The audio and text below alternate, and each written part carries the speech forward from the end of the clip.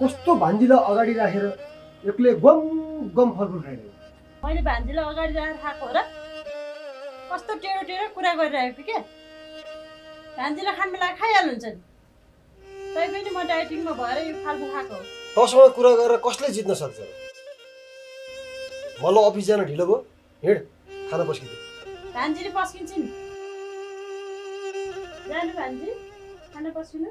म नानीले लिएर आउँछु, त्यसलाई पनि स्कुल जानु ढिलो भयो।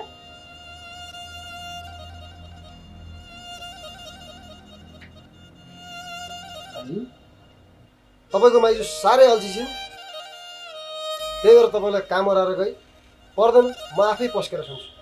पर्दैन मामा, यति कपडा पट्याएर म पस्किदिइहाल्छु नि।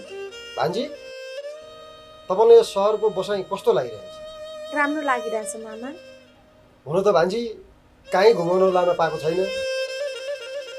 आज म अफिसबाट चाँडै आएँ भने घुमाउन लिएर जाउँला है। हुन्छ मामा। भान्जी कपडा पछि पट्याउला, खाना खानु जाऊ। हस् मामा, हजुर जाँदै गर्नु म आएको छु।